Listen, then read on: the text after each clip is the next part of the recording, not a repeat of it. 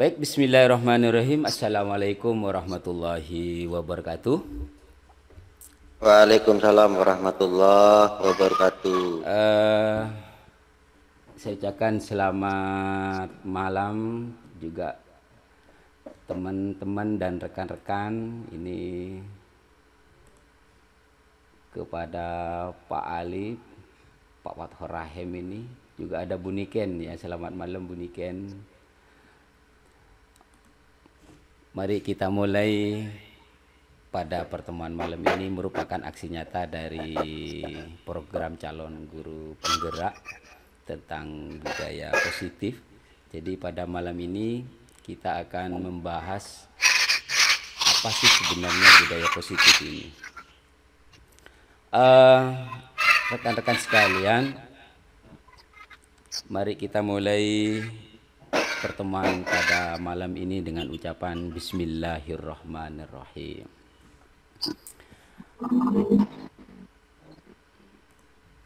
Oke, sebelum kita melanjutkan, perkenalkan nama saya Gus Minarto, calon guru penggerak Angkatan 5 Kabupaten Pamekasan dari SMP Negeri 2 Pademau. Email ini agusminarto88@guru-smp-belajar.id. Nomor kontak 087750556776. Untuk medsosnya di Facebook, Instagram atau YouTube di Pak Agus Berbagi. Nah, sebelum kita mulai, mari kita biar kesempatan belajar ini jadi enak, jadi nyaman. Ada kesepakatan-kesepakatan yang perlu kita sepakati. Yang pertama, seluruh peserta memiliki kesempatan untuk berpendapat. Yang kedua, berpikiran terbuka dan saling menghormati. Yang ketiga, jika ada satu peserta berbicara, maka peserta yang lain mendengarkan. Dan keempat, berpendapat setelah dipersilahkan. Yang kelima, berpartisipasi penuh. Dan yang keenam, mengikuti acara dengan perasaan gembira. Perlu ibu bapak sekalian ketahui bahwasanya virtual konferensi pada malam ini mohon izin mau saya rekam dulu ya. Oke. Jadi materi budaya positif ini merupakan bentuk aksi nyata dari calon guru penggerak Angkatan 5. Nah, apa sih sebenarnya nanti yang akan Nah, sebelum kita mulai, karena ini banyak rekan-rekan yang berprofesi sebagai guru, juga ada yang siswa. Setuju tidak? Nah, ketika siswa ada hukuman dapat mendisiplinkan anak. Kira-kira setuju apa enggak nih teman-teman, rekan-rekan sekalian ini? Ketika ada siswa Kurang yang setuju. Kenapa? Kurang Melihat setuju. hukumannya. Oh, gitu ya. Melihat hukumannya Pak Agus, kalau sekiranya mendidik dengan tanpa kekerasan, saya kira diterima sah-sah saja. Oh, gitu ya. Oke. Pemberian hukuman dengan hal positif seperti membaca atau membersihkan halaman sekolah dapat meningkatkan disiplin anak. Nah, gimana ini? Setuju tidak setuju nih? Setuju. Saya kurang setuju dengan bahasa hukumannya. Oh, gitu ya. Oke. Ya, Mungkin menurut Bapak Rasudin enaknya gimana ini? Menurut yang maunya, maksudnya setuju yang gimana, yang tidak setuju bagaimana itu? eh, maksud saya begini, sambil berilah kesempatan saya berpikir, apakah kalimat apa yang terbaik menghindari dari bahasa hukuman. Artinya pada kesempatan ini tidak menutup kemungkinan rekan-rekan yang sudah tergabung ini bisa urun pendapat juga. Intinya saya hanya tidak setuju dengan bahasa hukuman gitu. Hukuman terhadap anak. Kalau sanksi saya kira juga sama ya. Apa sanksi atau hukuman? Kalau reward itu kan beda juga ya. Silakan yang lain, berilah kami kesempatan untuk mencari kalimat lain daripada hukuman, begitu Pak Agus. Oke, berarti terkait kalimatnya itu ya. Iya, terkait kalimat. Oke, yang ketiga ini memberi penghargaan dapat meningkatkan motivasi belajar anak. Setuju atau tidak setuju ini? Setuju. Setuju banget. Oh, setuju ya. Oke. Jadi Ibu sekalian, terkait setuju tidak setuju itu adalah semuanya hak prerogatif dari Bapak Ibu sekalian sebenarnya ya. Oke, mari kita nanti akan berdiskusi bersama. Jadi pada kesempatan kali ini terus terang Pak Agus bukan berarti yang paling bisa. Kita pada kesempatan ini belajar bersama tentang budaya positif itu seperti apa. Oke, mari kita sejenak kita lakukan. Jadi tugas Anda sekarang adalah mengepalkan salah satu tangan Anda.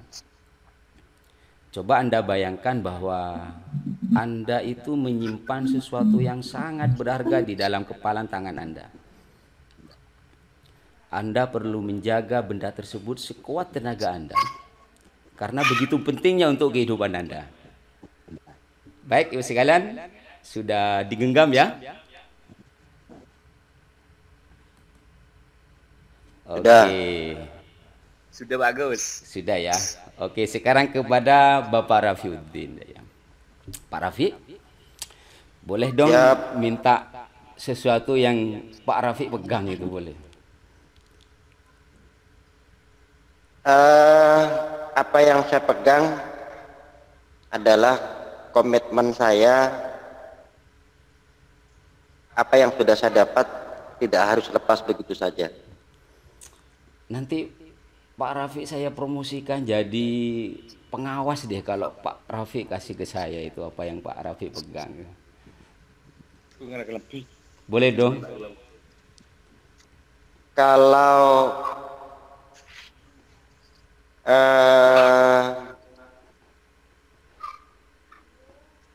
gimana ya? Dikasih Panda? Sementara belum saya kasih. Pokoknya Pak Rafi apa yang diminta saya kasih deh, nanti saya promosikan, tak sampaikan nanti ke Pak Bupati nanti. Khawatir apa yang saya pegang dan apa yang akan saya dapatkan setelah pegang apa yang kami genggam ini saya berikan tidak setimpal dengan apa yang menjadi keteguhan saya saat ini. Pokoknya nanti Pak Rafi saat keluarga tak naik haji bareng deh nanti, umroh ya. Apapun itu, udah dikasih, apapun itu, sementara tidak saya kasih. Oke, Pak Rustam.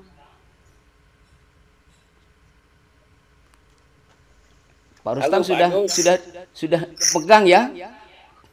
Ya sudah ini. Oke, Pak Rustam.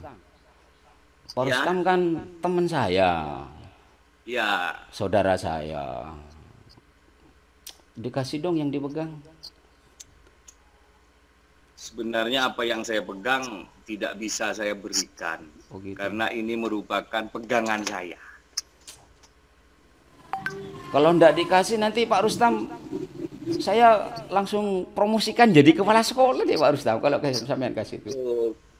Oh gitu. Iya. Ya enggak bisa Pak Agus, karena ya. Ini merupakan pegangan saya. Kalau Pak Rustam enggak dikasih nanti saya bilangin loh sama Pak Anu nanti, biar dipindah ke Pakong nanti. Kasih aja. Dimanapun kita bertugas, kita tetap akan konsekuensi kita sebagai guru Pak Agus, karena semuanya itu sudah diciptakan dan diatur sesuai dengan kodrat kita sebagai guru.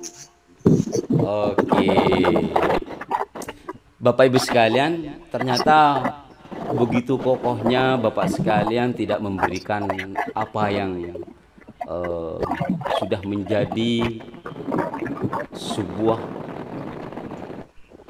apa yang sangat berharga di Bapak Ibu sekalian.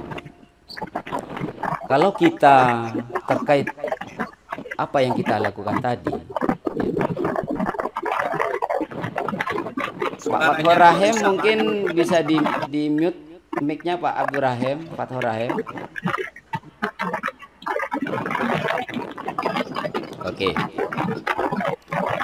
Jadi Bapak Ibu sekalian, melihat tadi bahwasannya saya itu tidak bisa, maaf ini Pak Abdul Rahim, Iya. bisa di mute Pak Abdul Rahim, Fathur Rahim.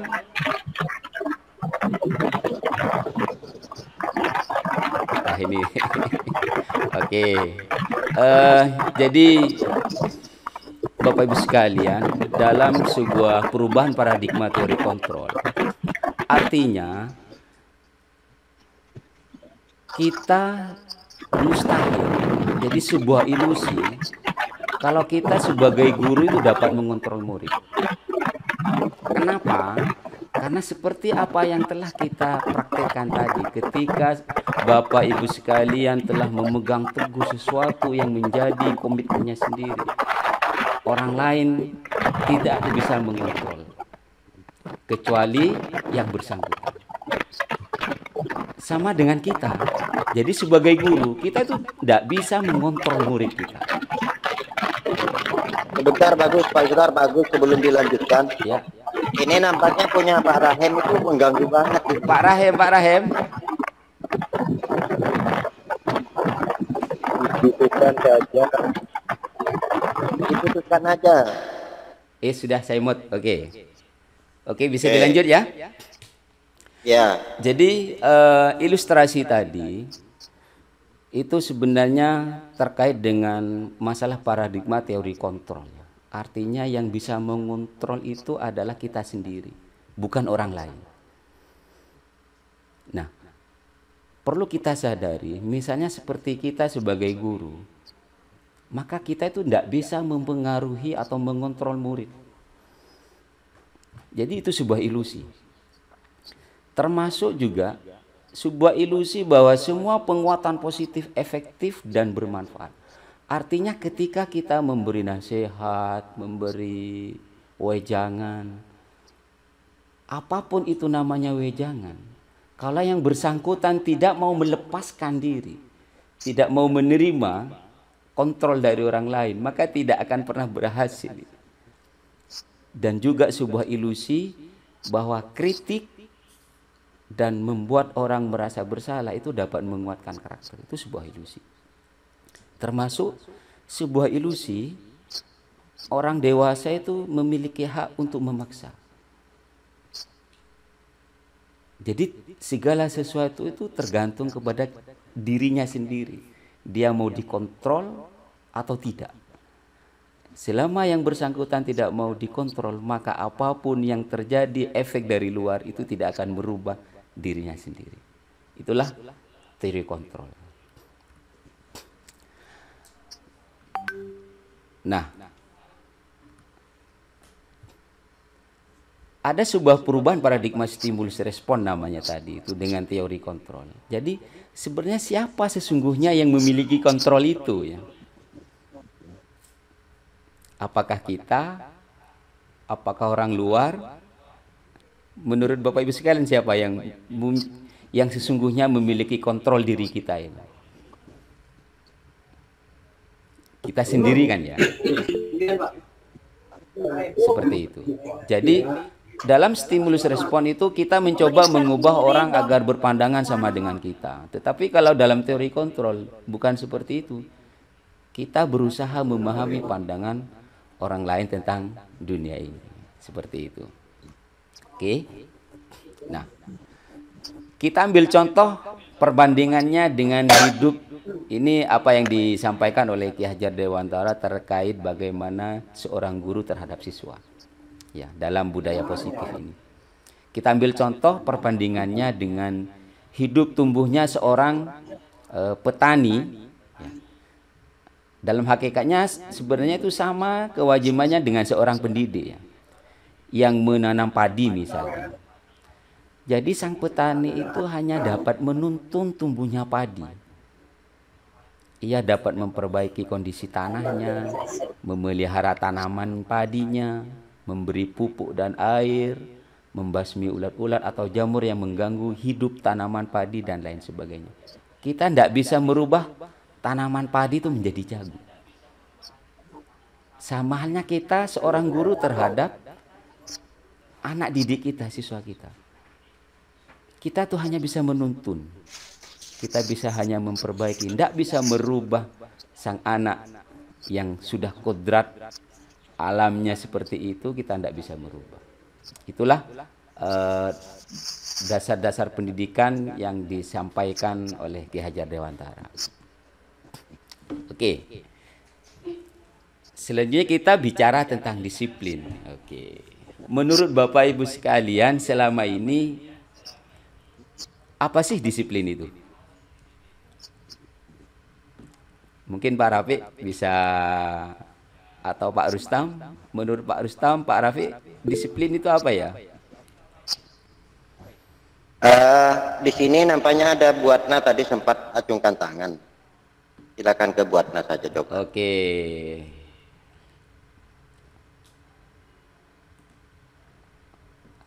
Bu Eka ini. Yoi.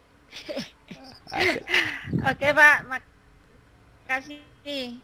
Disiplin itu kalau menurut saya itu udah ada proses perbaikan diri kita menuju hal yang lebih baik. Begitu Bapak, terima kasih. Oke, luar biasa. Buatna, wah ini satu rekan ini. Oke, yang di luar CGP dulu ini, Pak Rafiq atau Pak Rustam ini. Oke, terima kasih. Namanya pendapat. Iya, boleh bebas. Ya, boleh salah, boleh benar. Iya. Karena benar buat saya belum tentu buat orang lain, juga sebaliknya. Disiplin adalah sesuatu yang sudah dijadikan aturan yang tidak boleh kita langgar. Kalau memang sudah ada aturan, kenapa kita harus melanggar? Nah, bagian dari disiplin adalah mengikuti apa yang sudah jadi kesepakatan bersama dan sebagainya. Itu senantiasa tepat waktu dan sebagainya misalnya. Itulah disiplin. Untuk apa ya? Disiplin adalah, nah itu yang belum bisa saya masuk. Tapi gambaran disiplin begitulah buat saya. Terima kasih. Oke, luar biasa Pak Rafiq.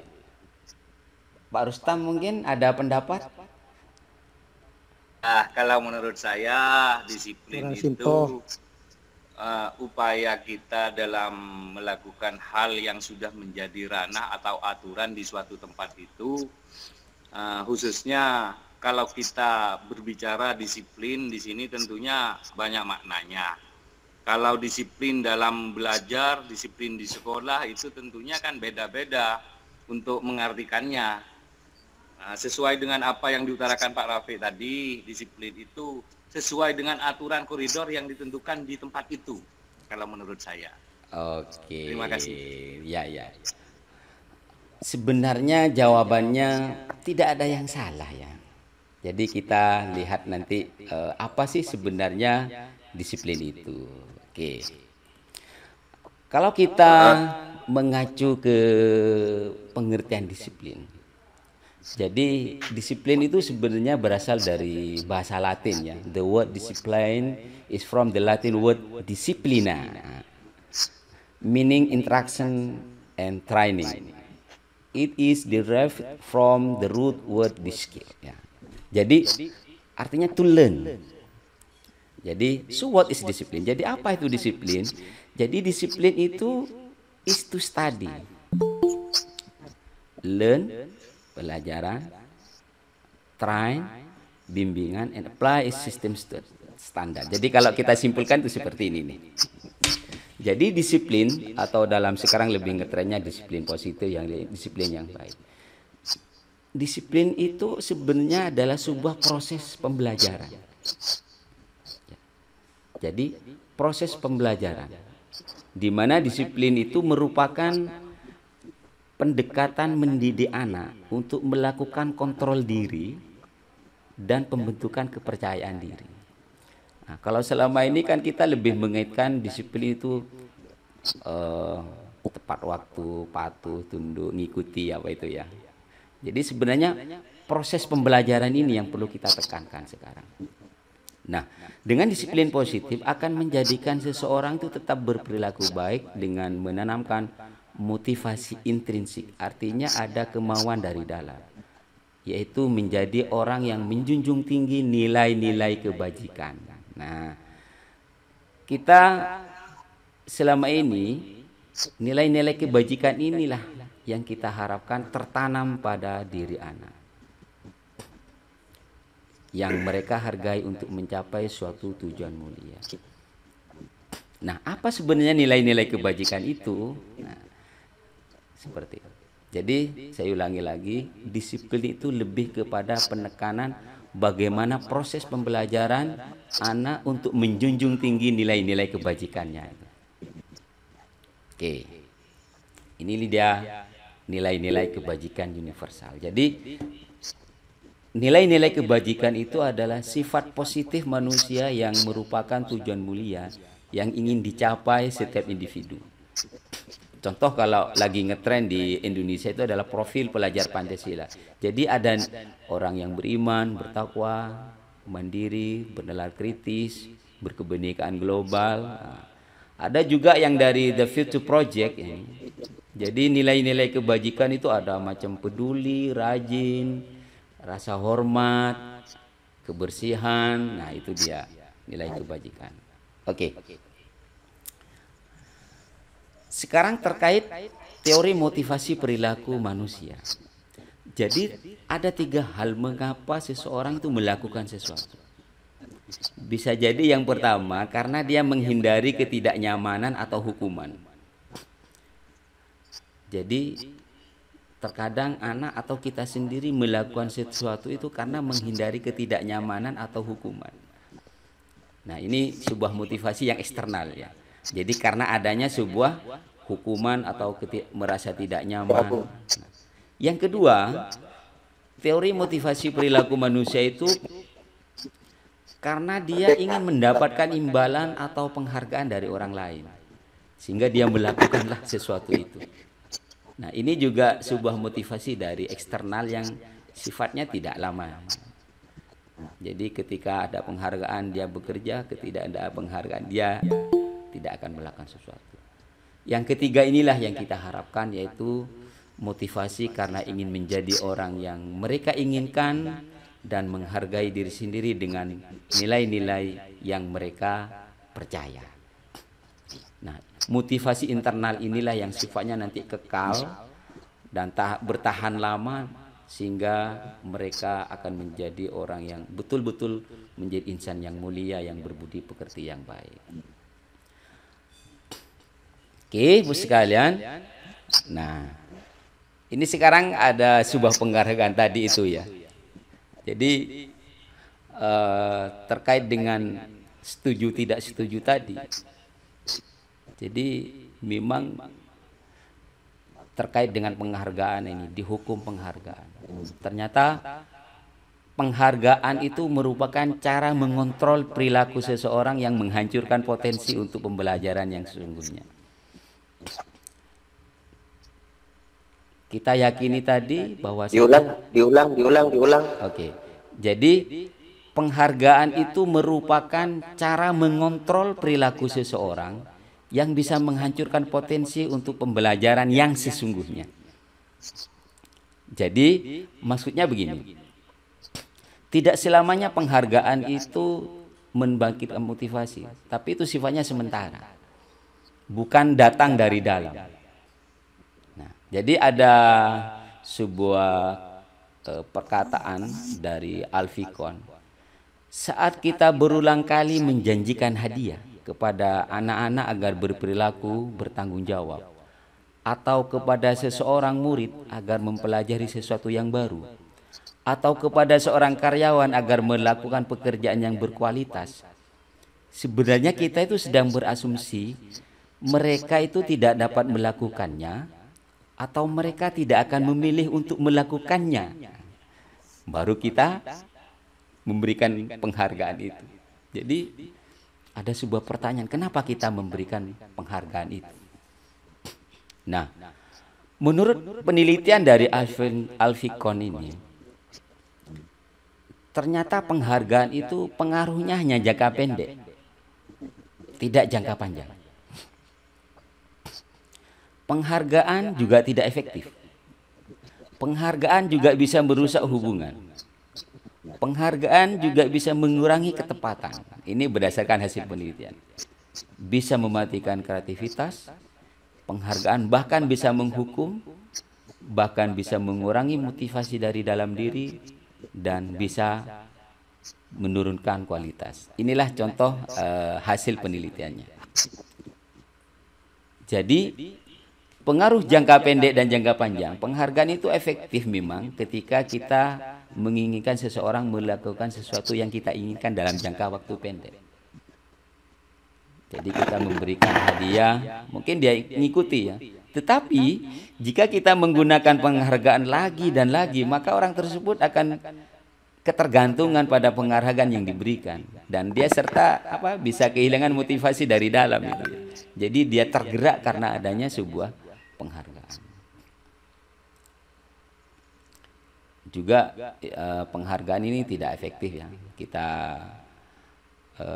Ini juga merusak hubungan, karena ketika satu diberi satunya tidak dikasih, maka yang lain akan jadi iri juga akhirnya itu ya. Bahkan gara-gara penghargaan mereka juga akan bersikap tidak jujur.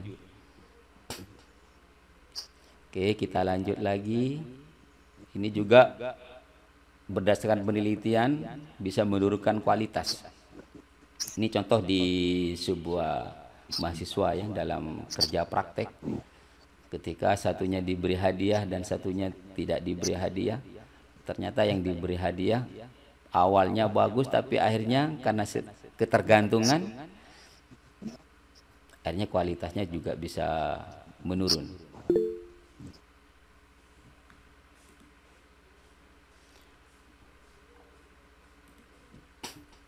Oke, masih di hukum penghargaan.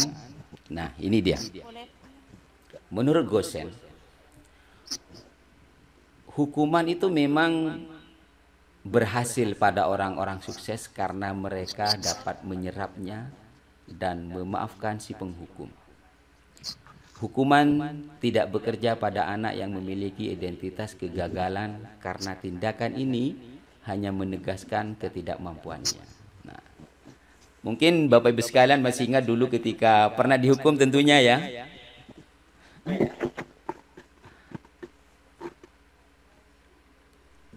Halo Bapak Ibu sekalian. Tentunya pernah dihukum ya? Pasti, itu pasti.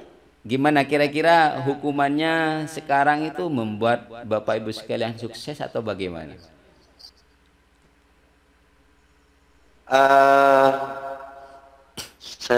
Kalau kita jadikan kembali ke belakang, anggaplah kita sebagai siswa, apakah itu di tingkat dasar, SMP atau SMA, bahkan saat kita kuliah. Kenapa tadi saya bersikeras tidak setuju dengan bahasa atau kalimat hukuman? Karena hukuman rata-rata kita lakukan karena terpaksa, karena tekanan, karena ketakutan dan sebagainya. Contoh misalnya karena kita tidak melakukan PR, maka suruh nulis kalimat saya tidak melaksanakan PR, tidak menyelesaikan PR sampai 100. Itu kan kita lakukan karena merasa takut, ditekan, khawatir tidak dapat nilai dan sebagainya. Nah, yang kami rasakan saat ini itu sangat merugikan, dan efeknya dan yang timbal baliknya bagaimana kita yang hidup di zaman saat ini untuk tidak memberikan hukuman yang sama. Demikian. Oke, super sekali. Jadi kenapa kita terkadang sering melakukan hukuman? Karena memang seperti itulah. Kita dulu dididik seperti itu. Nah, pernyataan Gosen ini Bapak sekalian, jadi memang kita hampir semua pernah mendapatkan sebuah hukuman. Tetapi terkadang ada mereka, saya berhasil karena pernah dihukum dulu. Nah, kenapa dia berhasil? Karena dia bisa menyerapnya dan bisa memaafkan si penghukum. Jadi ayo mari kita, mungkin yang pernah dulu dihukum oleh guru kita, ayo kita maafkan beliau. Mungkin dia sudah berada di alam sana. Ya. Oke. Boleh masuk Pak Gus? Oh, Buatna, monggo Buatna. Silakan Buatna. Assalamualaikum warahmatullahi wabarakatuh. Waalaikumsalam warahmatullahi wabarakatuh. Ini baru bergabung, kebetulan sawahan punya gawe ini, selak ini.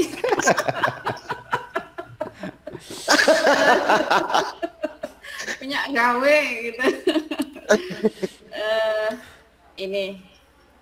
Ini terkait dengan hukuman ya, tadi yang kita bincangkan masalah hukuman. Seperti kalau kita halo. Seperti kalau kita mendengar kata hukuman, banyak yang negatif. Begitu kan Bapak Ibu ya. Artinya ketika bilang hukuman rasanya pahit itu. Sekalipun kalau misalkan hukumannya itu misalkan terlambat datang ke sekolah. Kemudian bahasa seorang ibu atau bahasanya seorang bapak ketika menegur dengan bahasa-bahasa yang santun. Nah, kira-kira kamu sekarang melakukan apa ya? Sehingga anak itu merasa dirinya bersalah gitu. Ketika ada rasa bersalah, walaupun hukuman itu tidak kita tanamkan ke mereka, mungkin dia sadar sendiri. Oh ya Bu, saya sudah melaksanakan kesalahan. Mungkin nanti sebagai rasa bersalah saya Bu, saya akan membaca Yasin pada saat istirahat misalkan. Nah, saya rasa hukuman itu tergantung bagaimana kita cara menyajikan ke anak-anak didik kita. Kalau misalkan berbicara pada saat hukuman kolonial, kita termasuk pendidikan yang kolonial, artinya kan iya Bapak Ibu, kolonial artinya munta pokol mu kula salana atau kan ya mu kula salana atau buat munta dia tak pinter. Kadang kita tidak salah pun sama orang tua baen gela epokol. Nah sekarang buat boleh kak ustadzah makle oleh barokan kadang seperti itu kan pola pikir kita. Jadi kalau menurut saya itu hukuman itu tergantung bagaimana kita menilainya dari hukuman itu. Terima kasih Bapak Ibu, mungkin itu dari saya. Oke. Bu Eka kayaknya lagi rahasian ini Bu Eka. Monggo Bu Eka.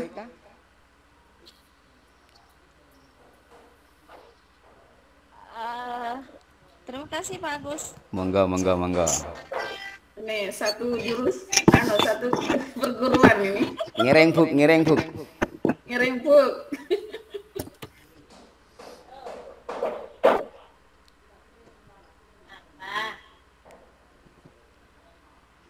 Bu Eka, mungkin mau berpendapat Bu Eka, silakan.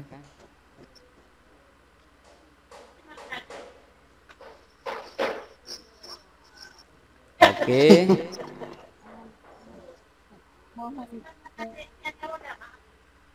Bu Eka mau berpendapat atau gimana? Atau kita lanjut dulu ya? Oke, kayaknya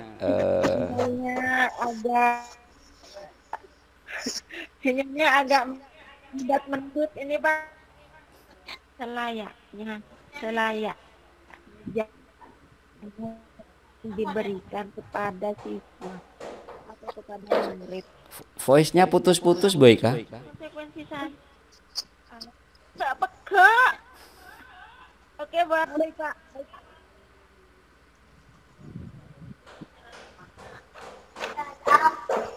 Oke, kita gimana Boyka? Mau dilanjut atau Boyka lanjutkan ini?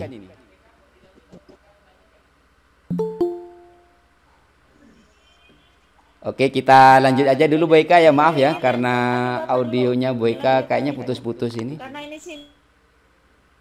Oke, maaf Boyka ya, saya lanjut dulu. Jadi terkait ini kebutuhan dasar manusia. Jadi kedisiplinan itu sangat ada kaitannya dengan kebutuhan dasar manusia. Jadi ada 5 hal. Yang pertama adalah kebutuhan dasar bertahan hidup, yaitu kebutuhan yang bersifat fisiologis untuk bertahan hidup, misalnya tentang kesehatan, tentang makanan atau kebutuhan biologis ya. Yang kedua tentang kebutuhan untuk diterima, kasih sayang dan rasa diterima. Nah, kebutuhan untuk memberi dan menerima kasih sayang, merasa menjadi bagian dari suatu kelompok dan keinginan tetap berhubungan dengan orang lain. Yang ketiga, kebutuhan dasar manusia itu adalah kebutuhan pengakuan atas kemampuan atau lebih kerennya penguasaan, power. Jadi kebutuhan keinginan untuk dianggap berharga, bisa membuat perbedaan, bisa membuat pencapaian, ingin diakui, ingin dihormati. Dan yang keempat, kebutuhan dasar manusia itu adalah kebebasan, kebutuhan akan pilihan, kebutuhan kemandirian, otonomi, memiliki pilihan dan mampu mengendalikan arah hidup seseorang. Dan yang kelima, kebutuhan dasar manusia itu adalah kesenangan atau kebutuhan untuk merasa senang. Nah, kebutuhan untuk mencari kesenangan, bermain dan tertawa. Nah, apa kaitannya dengan kedisiplinan? Jadi ketika 5 hal kebutuhan dasar ini ada yang tidak terpenuhi, maka dia akan memenuhi kebutuhannya ini. Jadi seperti misalnya contoh siswa kita, terkadang ada yang suka lari-lari di kelas. Mungkin karena dia ingin bebas, kebutuhan kebebasannya tidak terpenuhi. Nah, maka dari itu terkait dengan kebutuhan dasar manusia ini, kita sebagai guru harus mengidentifikasi apakah kebutuhan dasar siswa kita sudah terpenuhi semuanya. Jadi mereka melanggar akan aturan-aturan atau keyakinan-keyakinan yang sudah disepakati itu karena disebabkan adanya kebutuhan dasar mereka yang tidak terpenuhi. Mungkin ada yang suka mengintimidasi ya. Karena apa? Berarti dia kebutuhan akan penguasaannya tidak terpenuhi, seperti itu. Nanti akan saya share seperti apa instrumen untuk mengetahui kebutuhan dasar manusia termasuk siswa kita. Oke, lanjut. Terkait tadi hukuman. Ya. Nah, apa sih sebenarnya hukuman itu? Jadi hukuman itu sifatnya itu tidak terencana atau tiba-tiba. Bersifat satu arah dari pihak guru yang memberikan tanpa kesepakatan sebelum dan sesudahnya. Biasanya hukuman itu berupa fisik maupun psikis, verbal. Anak disakiti oleh suatu perbuatan atau kata-kata. Jadi yang namanya hukuman itu tidak ada rencana. Begitu apa ya? Respon, ada stimulus langsung ada respon saja. Itulah yang namanya hukuman. Nah, tetapi ketika sudah terencana atau sudah disepakati, nah itu namanya konsekuensi. Jadi misalnya sudah tertulis, sudah pernah dibahas dan disetujui oleh murid dan guru, nah itu yang namanya konsekuensi. Kalau kalian melakukan ini, maka konsekuensinya ini. Jadi konsekuensi itu dibuat oleh pihak guru atau sekolah. Nah, murid tetap dibuat tidak nyaman ini gara-gara konsekuensinya ini. Dalam waktu apa? Dalam waktu jangka pendek.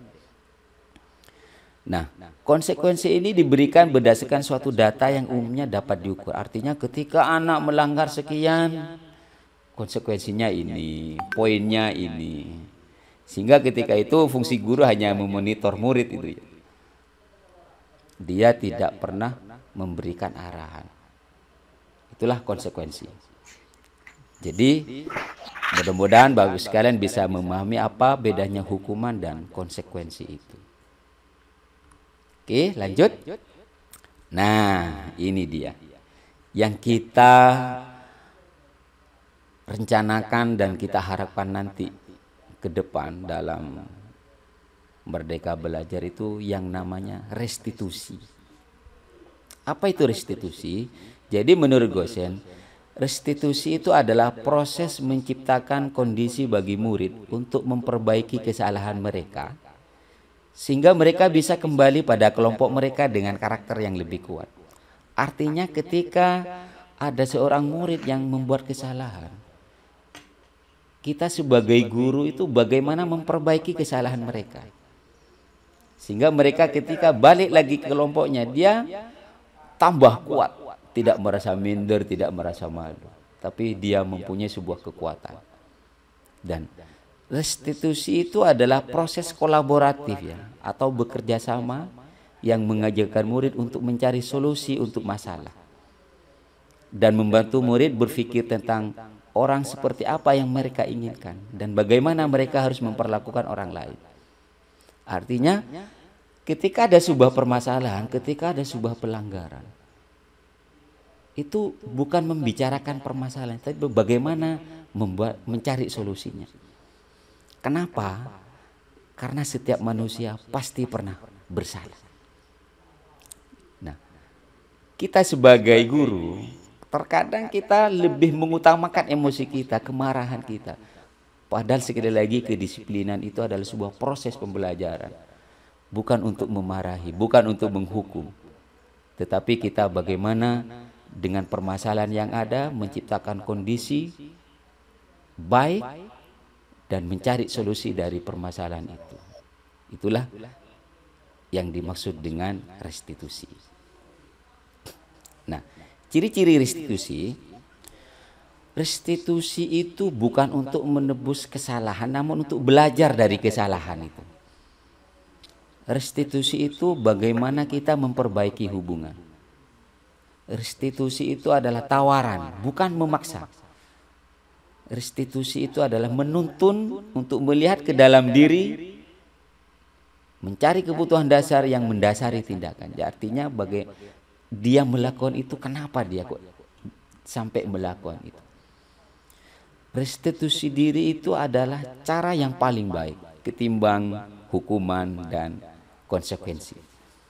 Dan restitusi itu fokus pada karakter, bukan pada tindakannya. Restitusi itu menguatkan, mencari solusi, dan mengembalikan murid yang berbuat salah pada kelompoknya dengan kondisi yang lebih kuat. Seperti itulah restitusi. Nah, ini kita sekarang terkait posisi kontrol guru tadi.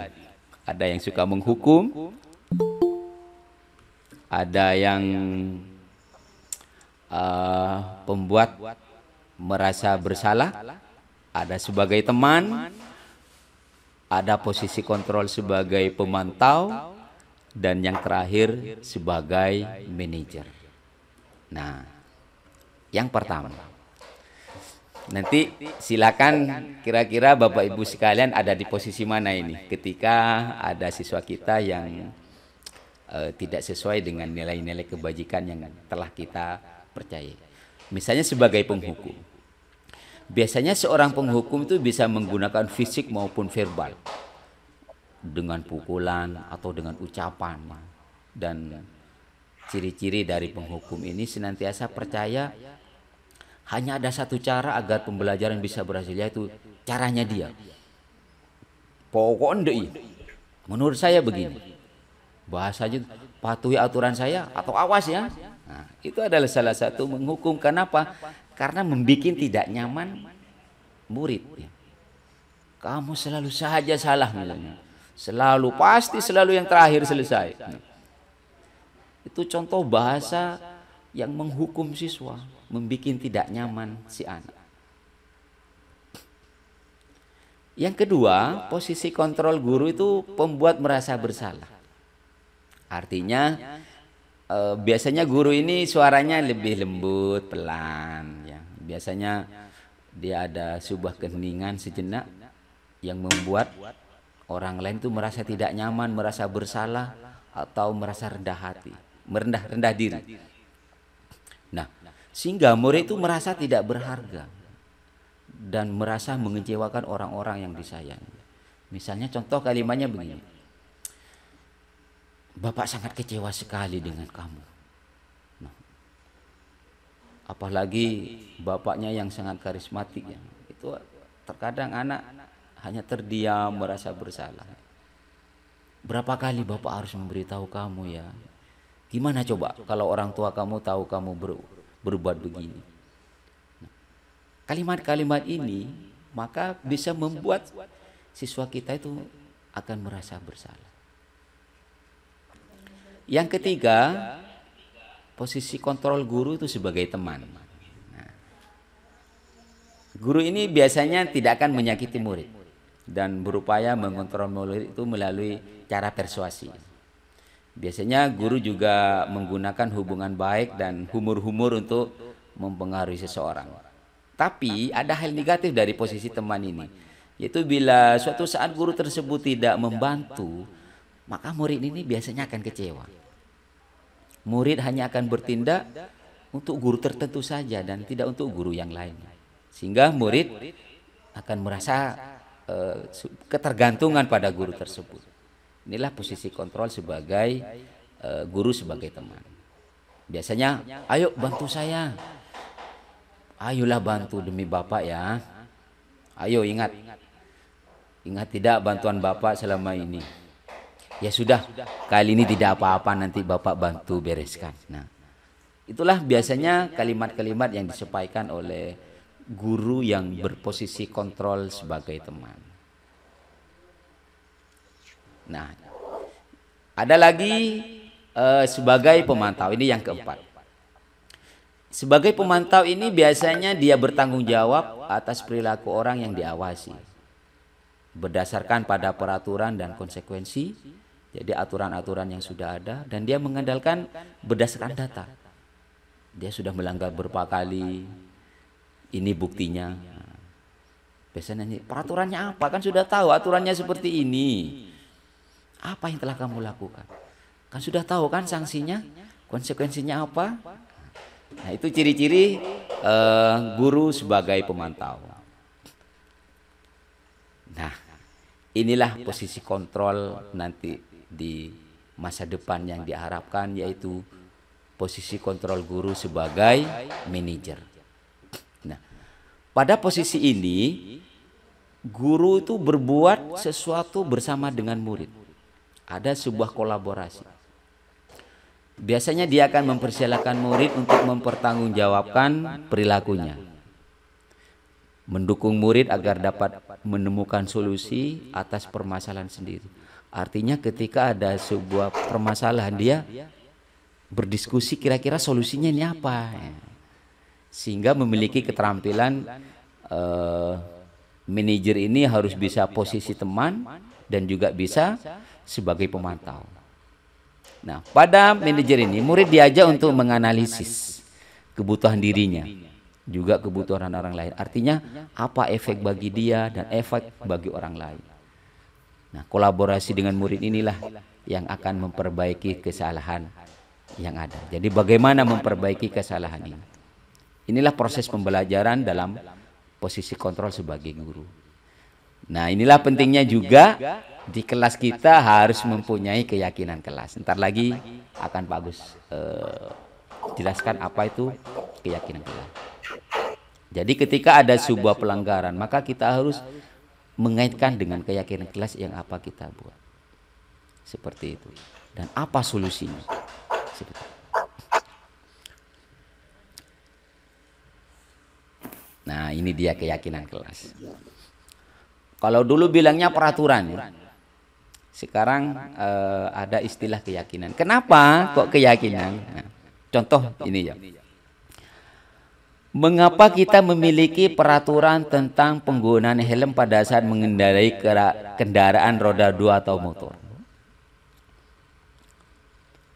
Yang kedua, mengapa kita memiliki peraturan tentang penggunaan masker dan mencuci tangan setiap saat? Oke, menurut Bapak Ibu sekalian, mengapa sih kok sampai ada peraturan seperti itu? Kira-kira ini untuk apa ini kok sampai ada peraturan seperti itu? Tentunya ketika terkait sepeda motor mungkin biar selamat ya, masalah keselamatan. Nah, terkait dengan cuci tangan itu adalah kaitannya dengan kesehatan. Nah, nilai keselamatan atau kesehatan inilah yang kita sebut sebagai suatu keyakinan, yaitu nilai-nilai kebajikan universal yang disepakati secara tersirat dan tersurat, seperti itu. Sehingga berubahlah nama dari peraturan menjadi sebuah keyakinan kelas yang hasil dari sebuah kesepakatan antara seorang guru dan siswa. Nah, bagaimana cara menciptakan program kebajikan tadi? Bagaimana tahapannya? Nah, kita bisa lihat daftar kebajikan tadi ya. Setelah itu, tentukan nilai kebajikan yang ingin dijadikan perhatian utama di sekolah ibu bapak sekalian. Dan kita juga perlu melakukan sebuah curah pendapat ya dalam kelompok-kelompok kecil, baik di kelas atau di ruang guru. Yang ketiga, sempurnakanlah beberapa nilai-nilai kebajikan yang utama dan bahas kembali dalam kelompok utama. Selanjutnya, buatlah poster atau dimuat di sosial media tentang keyakinan sekolah atau keyakinan kelas yang Bapak Ibu ampuh. Nah, bagaimana pembentukan keyakinan kelas tadi? Ya. Jadi keyakinan kelas itu sifatnya abstrak ya, berupa pertanyaan universal, bahasanya yang positif, dan semua warga kelas hendaknya ikut berkontribusi ya, jangan sepihak dari guru, tapi juga harus dari siswa. Nah, inilah contoh keyakinan. Jadi mengapa keyakinan kelas, mengapa tidak peraturan kelas saja ya? Karena yaitu tadi, karena keyakinan kelas itu merupakan nilai kebajikan yang disepakati bersama. Contoh ini punyanya kelas 7 ini. Ada keyakinan tentang hormat, tentang bekerja, tentang diterima dan dimiliki. Jadi hormat, kami meyakini bahwa sangat penting untuk menghormati semua orang dan barang milik orang lain. Jadi inilah hasil sebuah kesepakatan.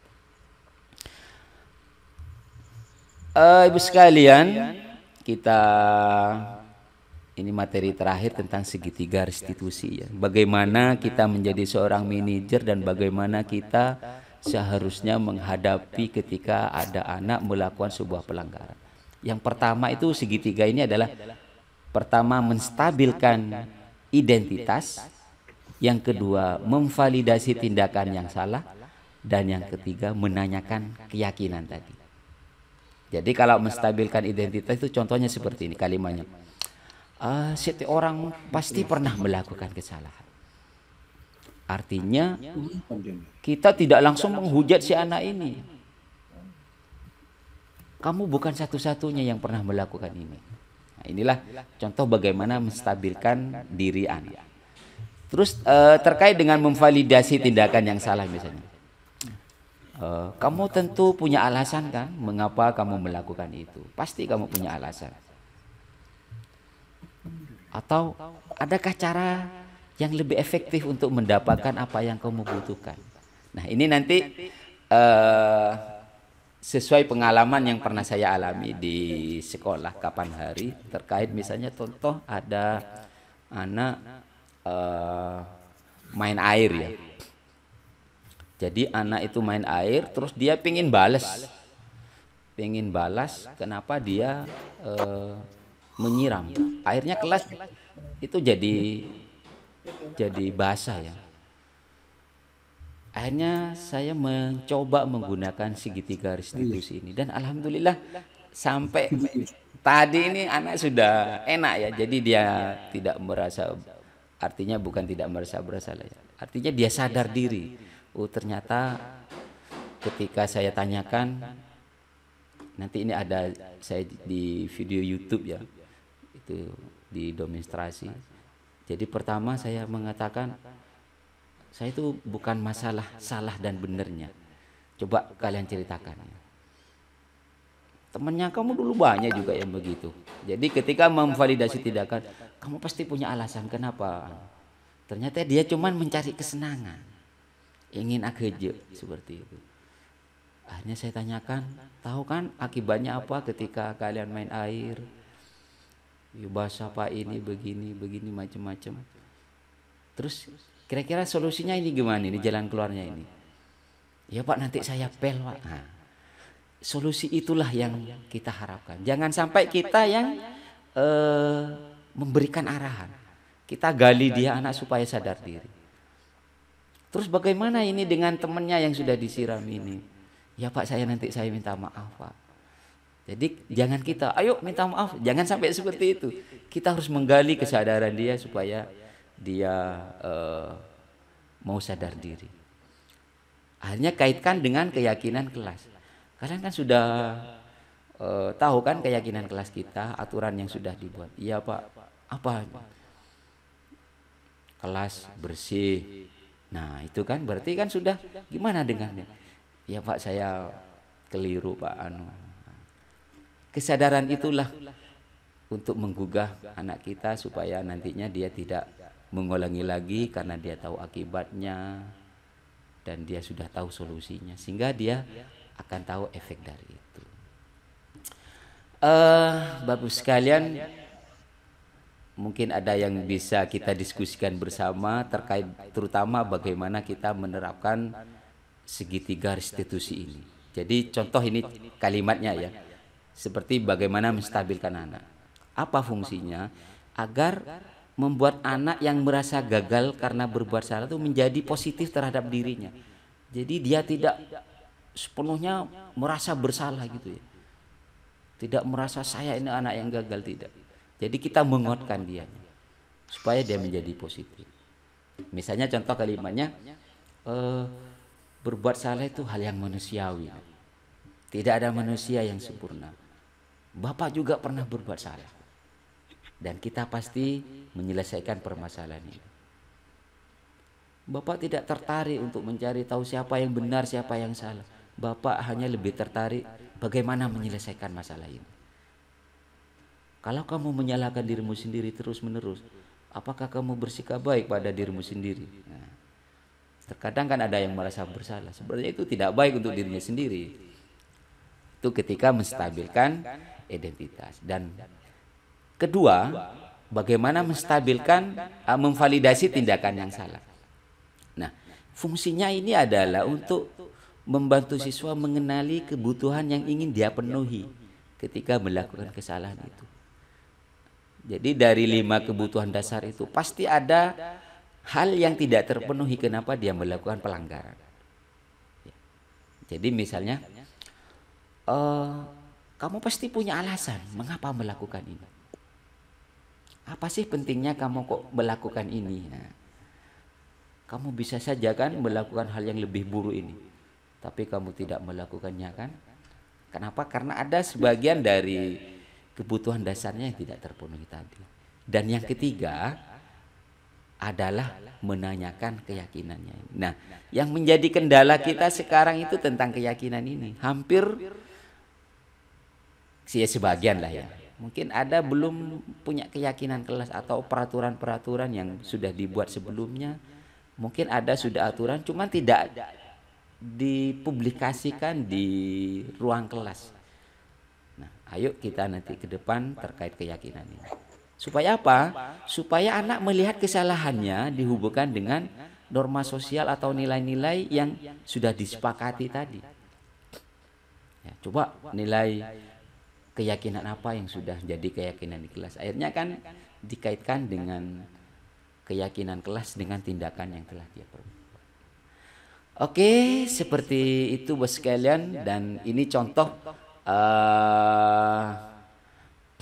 contoh segitiga restitusi yang pernah saya lakukan. Sebentar ya.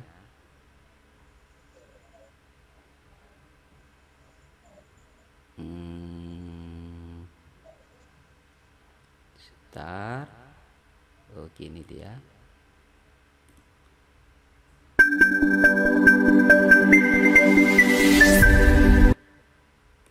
Sebentar. Videonya belum muncul ya? Belum. Oke, sebentar ini. Belum.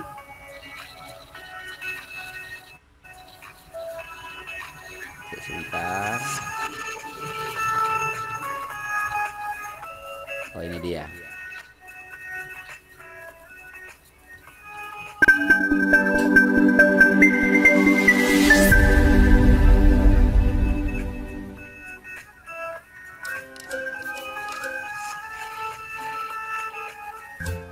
Ini contoh kasus yang pertama deh, si Zaki sama Raffi bermain air ini.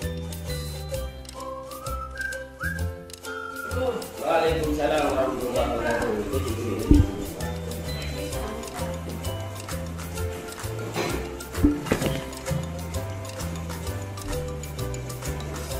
Tadi kan yang apa?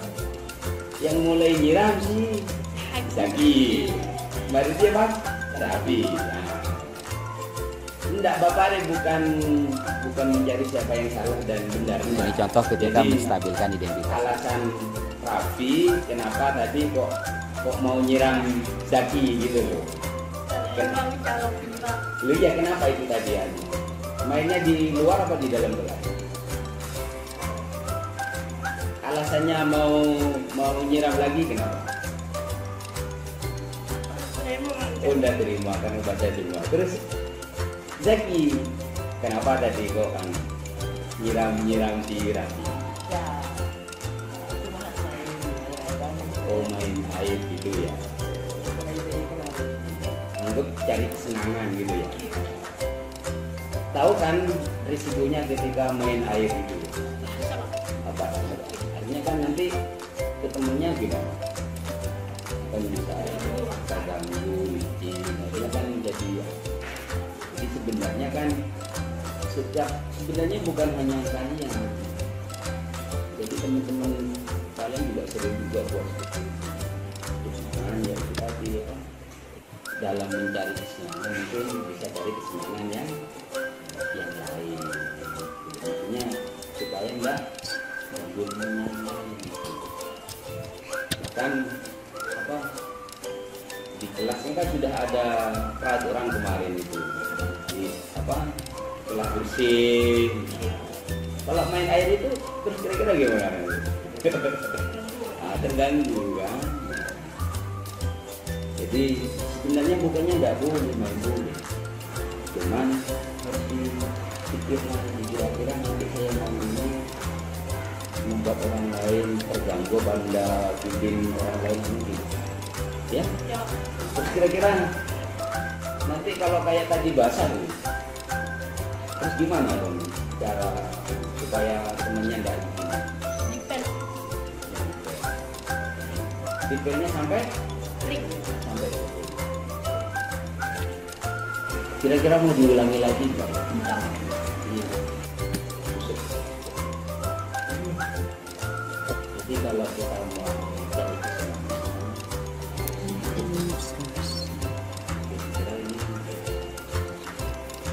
betul, tidak marah lagi. Bener nggak mau main air lagi? Iya, kalau mau main air boleh ngambil air buat nyiram.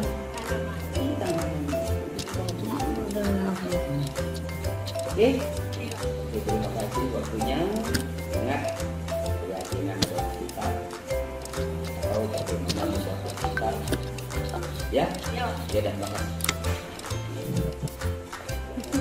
Assalamualaikum warahmatullahi wabarakatuh.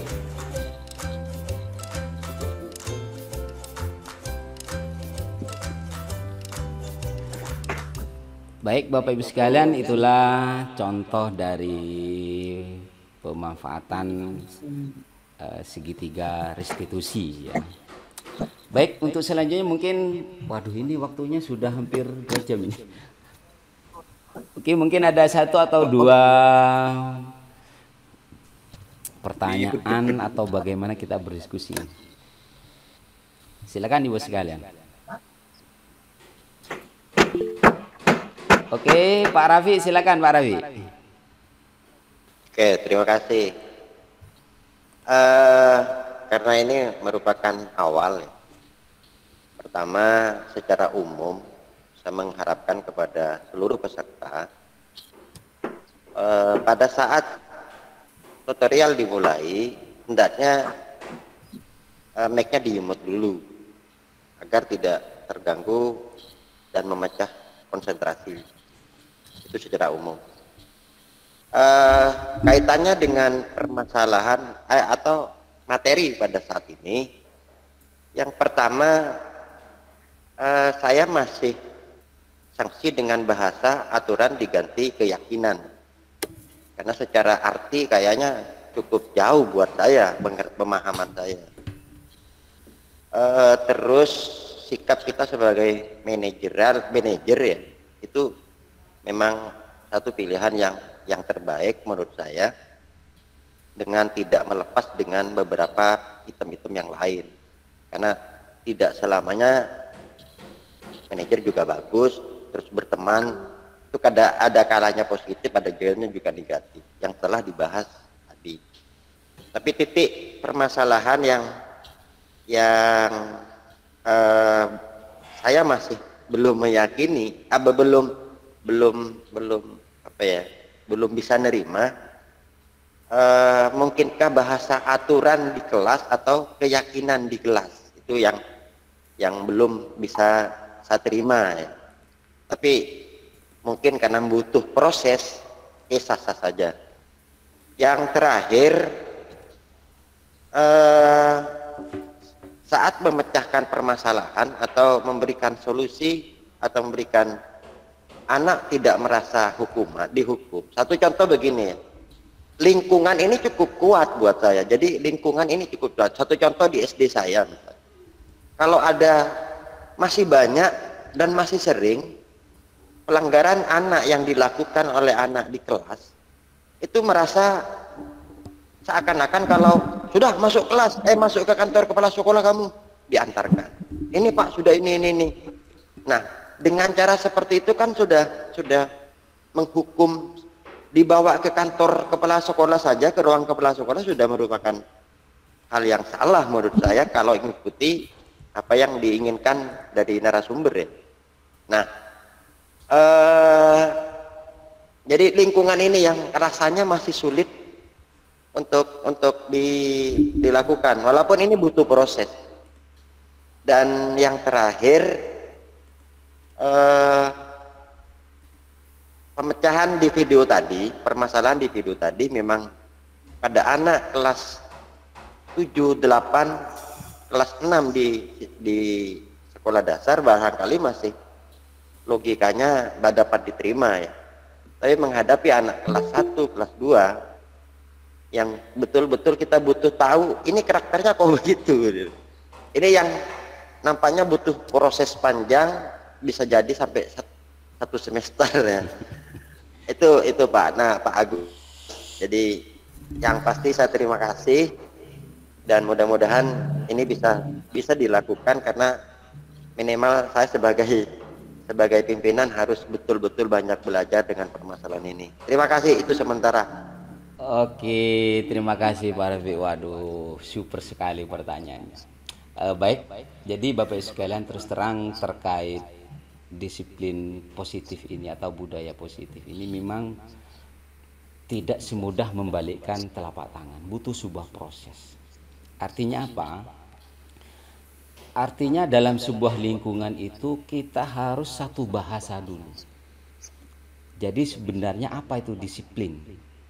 Karena selama ini, karena kita termasuk, maaf, didikan para kolonial, artinya segala sesuatu ketika dihukum seperti itu. Padahal arti yang sebenarnya sekali lagi, disiplin itu adalah proses pembelajaran bagaimana anak bisa menerapkan nilai-nilai sebuah kebajikan. Nah, permasalahannya apa? Permasalahannya yang pertama adalah ketidakpahaman kita dalam mengatasi pelanggaran-pelanggaran itu. Yang kedua, ya maaf ya, kadang kita sebagai guru mengedepankan emosi kita. Padahal sebenarnya di situ ada sebuah pembelajaran bagi siswa. Ternyata gurunya itu seperti ini. Padahal dia harusnya memberi sebuah keteladanan. Bagaimana ketika ada permasalahannya itu, memang ya betul ya, guru juga manusia.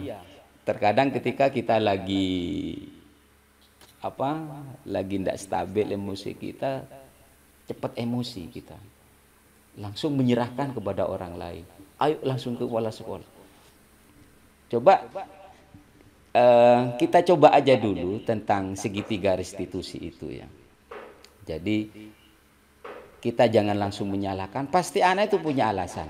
Nah, sebagai saran terkait pelanggaran tadi, maka kita harus mengidentifikasi tentang 5 kebutuhan dasar manusia itu sudah terpenuhi apa tidak.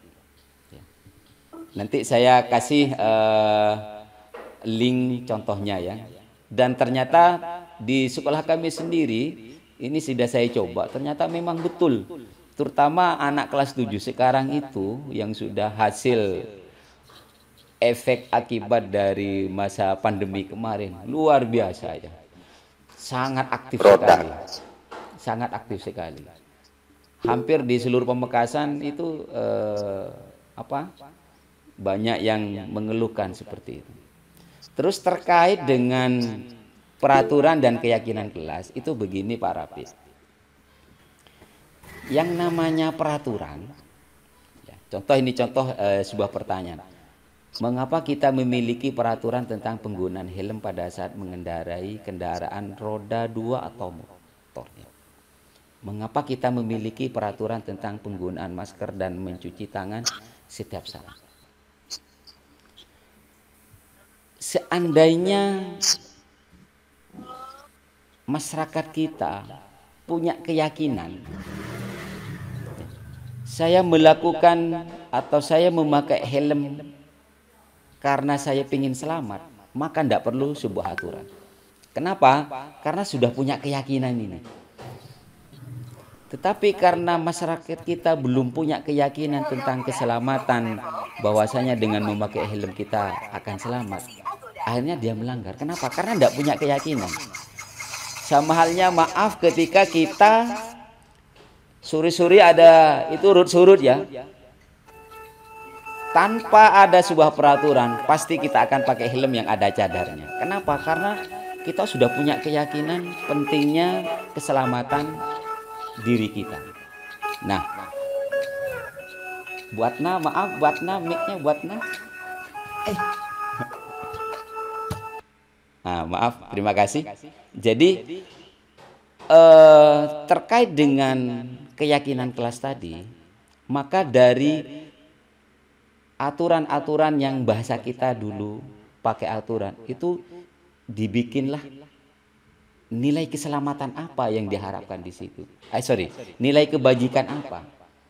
Jadi contoh yang ini tadi, biasanya ini kebetulan saya tidak dipaparkan secara keseluruhan. Misalnya ini, nilai keyakinan hormat. Ini sebenarnya awalnya karena sering anak suka mencuri. Suka mengambil barang orang lain, kadang suka mengganggu. Awalnya dari kalimat-kalimat itu. Akhirnya dari kalimat-kalimat negatif itu kita jadikan kalimat positif. Biasanya kan aturan siswa tidak boleh mengambil milik orang lain. Berarti dia mengambil, berarti dia belum bisa menghormati orang lain. Makanya nilai keyakinannya itu hormat. Sehingga penjelasannya kami meyakini bahwa sangat penting untuk menghormati semua orang dan barang milik orang lain. Nah, nilai keyakinan menghormati inilah yang kita tanamkan dalam sanubari si anak. Termasuk tentang ini, bekerja. Kenapa sampai ada keyakinan tentang bekerja? Salah satunya itu mungkin karena jarang mengerjakan tugas guru. Ya. Juga mengerjakan tugas-tugas bersama ketika kelompok itu. Seperti itu. Jadi nilai keyakinan inilah yang kita lebih dominankan sekarang ketimbang aturan. Bukannya aturan salah, tidak. Tetapi kita berusaha dari peraturan-peraturan tadi, ketika menjadi sebuah keyakinan, seperti contoh tadi, ketika kita sudah yakin, ketika kita pakai helm, pakai cadar, surut tidak nambuh kita, maka tanpa adanya sebuah peraturan, anak dengan punya keyakinan itu, dia akan mengikuti nilai-nilai kebajikan tadi. Mungkin itu yang bisa saya sampaikan. Mungkin buat ini kayaknya angkat tangan, silakan buat tadi. Oh, sudah ditutup lagi nih. Mungkin mau nambah boleh.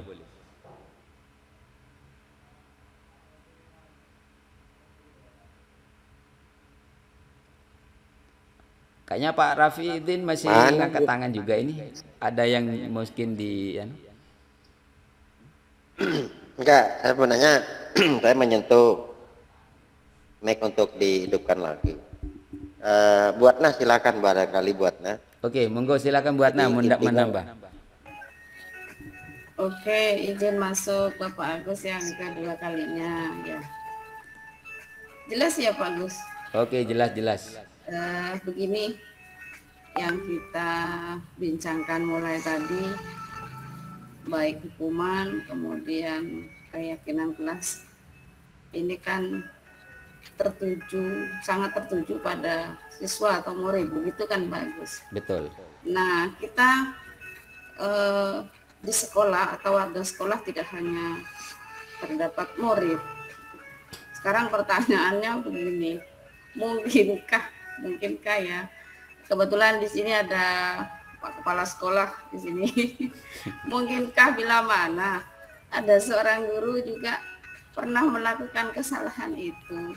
Jadi bagaimana memvalidasi kesalahan, kemudian yang sesuai dengan segitiga restitusi tadi bagus. Oke. Jadi kita itu bisa ke murid, bisa ke guru, kita kan manajer yang kita akan terapkan nanti di manajernya begitu.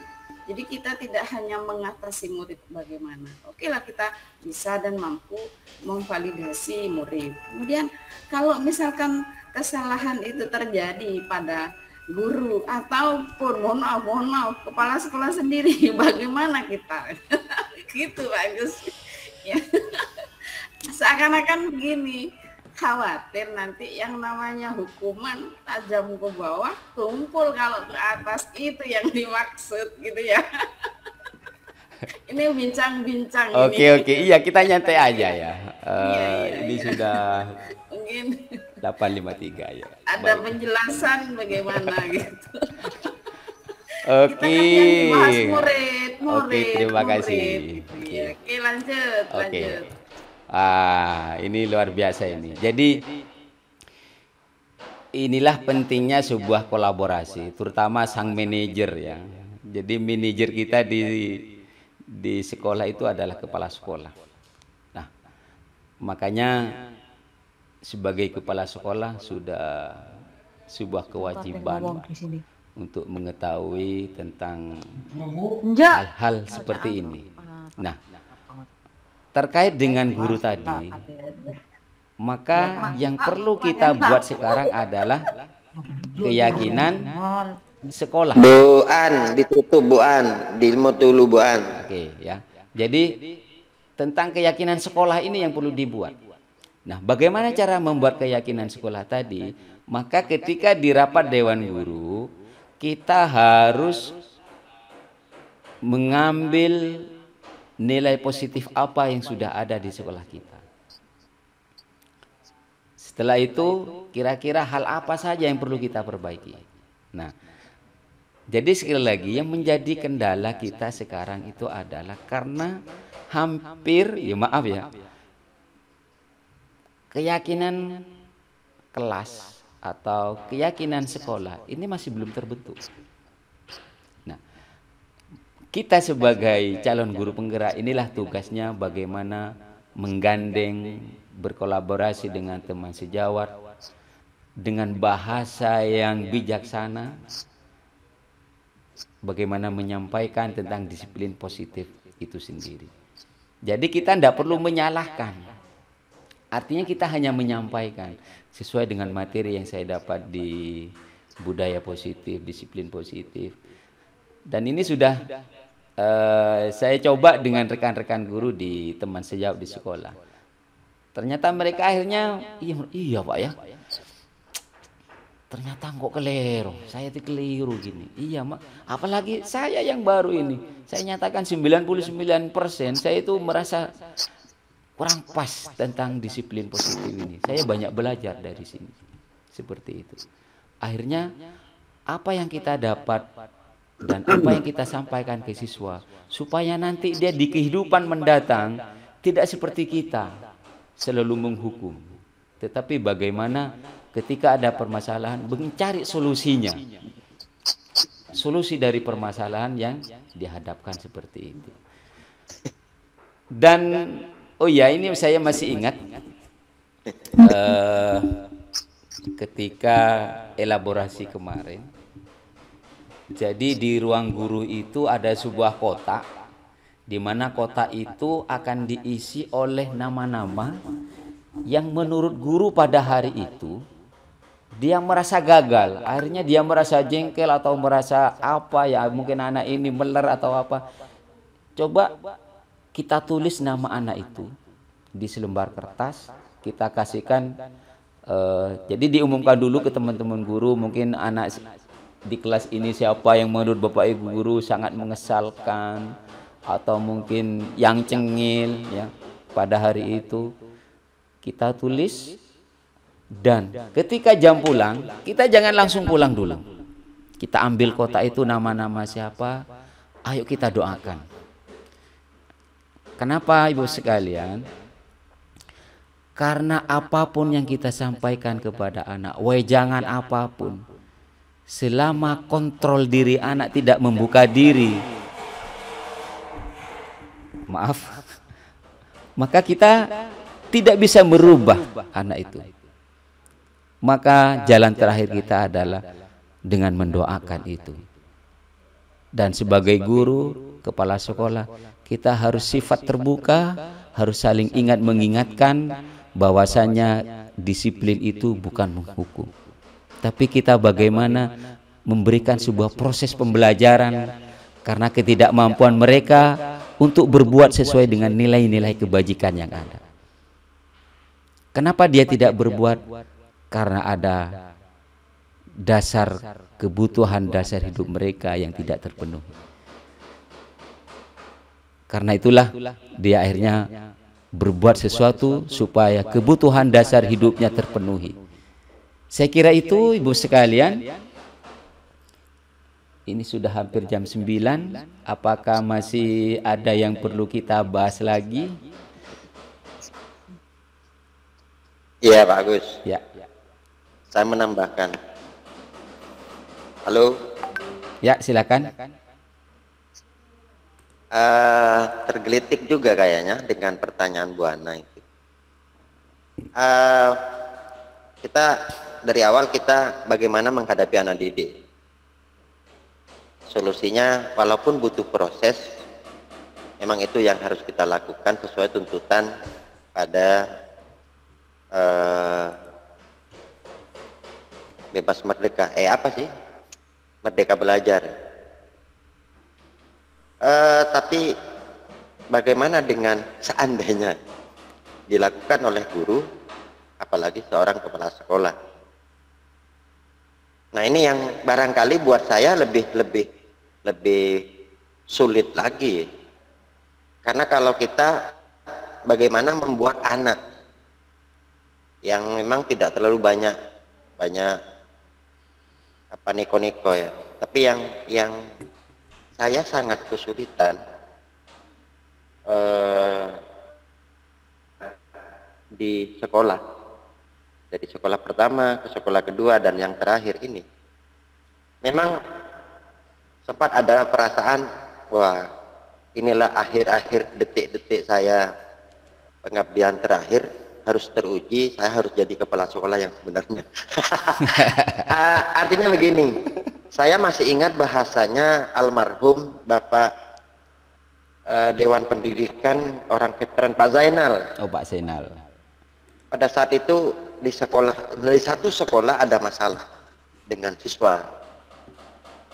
Tapi ternyata permasalahannya muncul dari guru yang bahasanya muncul dari Pak almarhum Pak Zainal.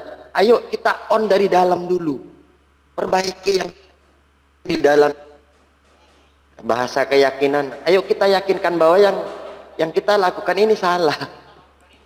Nah, apalagi yang salah kalau yang melakukan hal-hal yang tidak kita inginkan itu dari kepala sekolahnya. Ini tidak dapat saya bayangkan ya, proses begitu panjang untuk merubah dari jalan yang membelok-belok, harus ya minimal tidak lurus kencang ya, tapi minimal sedikit demi sedikit untuk meluruskan. Tapi ini yang kayaknya lebih berat buat saya untuk memperbaiki orang-orang yang dengan karakter berbeda-beda, tapi kadang-kadang nyeleneh, ini yang paling sulit. Jadi menurut saya bahasa keyakinan atau kita harus sadar diri dulu. Untuk kadang-kadang kita kan teorinya gampang, tapi prakteknya bilang anak kamu harus seperti ini, tapi gurunya sih enggak, gurunya terlambat. Jadi saya masih ingat bahasanya Gubernur Jawa Timur, murid dituntut doa bersama setiap pagi jam 6:30, gurunya jam 7 datang, ya nggak nyambung gitu loh. Itu Bu Ana. Jadi setuju kalau calon-calon kepala sekolah yang akan datang adalah berasal dari guru-guru penggerak. Terima kasih, mudah-mudahan bermanfaat. Oke, luar biasa. Izin masuk lagi Pak Gus, izin masuk sebentar. Oke, izin silakan. Maaf, tunggu mungkin dulu Bu Yati. Mungkin begini Om Rapi, lebih tepatnya ketika yang dipermasalahkan sekarang adalah guru ataupun kepala sekolah, lebih pas dengan aksi nyatanya Pak. Artinya misalkan begini, kalau orang lain itu datangnya terlambat, kita aksi nyatanya tidak datang terlambat. Nah, itu bukti nyata mungkin yang pas. Artinya kita harus jadi figur diri, itu ya. Begitu mungkin ini aksi nyata dulu ya. Pembuktian. Terima kasih. Oke. Iya. Itu yang menjadi PR seorang pimpinan. Tapi PR-nya siapa ya? Kalau pimpinannya yang seperti itu, datang terlambat, pulang lebih awal. Baik, Ibu sekalian, oke, sebentar Ibu Yati ya. Jadi begini, meluruskan lagi, ada sebuah keyakinan. Jadi kalau kita hanya ingin mendisiplinkan dalam jangka pendek, maka kita harus merubah perilaku diri kita sendiri. Tetapi ketika pelanggaran itu sudah sifatnya mengglobal, maka yang perlu dirubah adalah aturan atau keyakinan di sekolah itu yang harus kita rubah secara total, seperti itu. Oke, Ibu Yati silakan.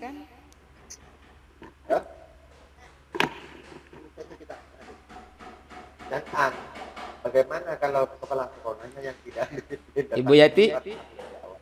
Kayaknya Bu Yati ini lah. Ya. Monggo Bu Yati, resen ini mau berpendapat atau bagaimana ini? Semakin seru ini Bu Yati, tambah malam ini. Iya. Terima kasih Pak Agus sudah memberikan waktu untuk saya. Monggo. Menyimak dari perbincangan Bapak Ibu sekalian, saya hanya ingin memberikan sebuah simpulan saja, simpulan yang sederhana. Jadi selama kita menjadi guru, menghadapi siswa dan menghadapi masyarakat di lingkungan pendidikan, memang guru itu menjadi sebuah tolak ukur.